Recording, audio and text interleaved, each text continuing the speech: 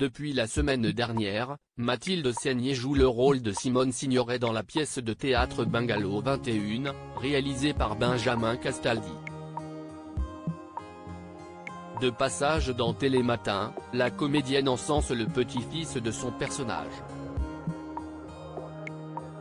Ces derniers mois, Benjamin Castaldi s'est donné à 100% dans un projet qui lui tenait particulièrement à cœur.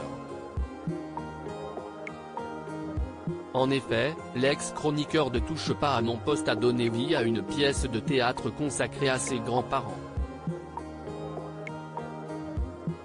Dans Bungalow 21, les sœurs Emmanuelle et Mathilde Seigner jouent respectivement Marilyn Monroe et Simone Signoret. Comme dans la vraie vie, leurs personnages vont tomber sous le charme du même homme, Yves Montand, interprété par Michael Cohen. À l'occasion de cette actualité, Mathilde Seigner a rendu visite à Marie Portolano et Thomas Soto, qui a fait un cadeau insolite à sa nouvelle camarade, dans Télématin ce mardi 19 septembre. Fière de faire partie de ce projet, elle a salué le travail de Benjamin Castaldi. Mathilde Seigner a longtemps refusé les propositions de Benjamin Castaldi, il m'a harcelé. Mathilde Seigner est très admirative de Benjamin Castaldi qui n'a jamais baissé les bras face à ce projet qui a mis longtemps à voir le jour. Si est-il le bébé de ce projet?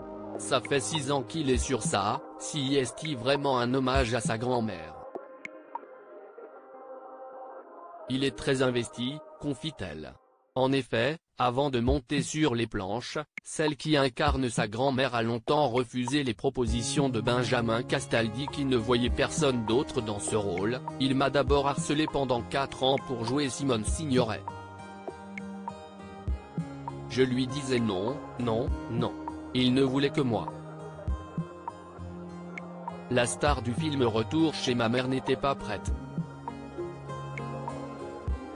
Je trouvais que je ne lui ressemblais pas physiquement.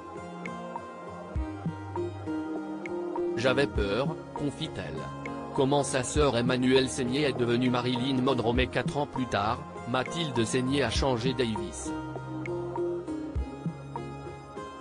Après tout, Marion Cotillard a joué Pierre formidablement bien, mais elle ne lui ressemblait pas forcément.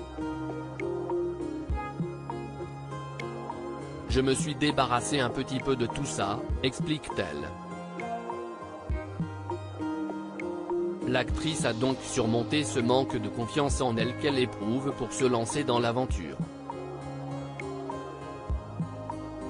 Une fois qu'elle a accepté ce rôle, il a fallu trouver qui jouerait Marilyn Monroe. Je suis arrivée dans le projet, j'étais toute seule.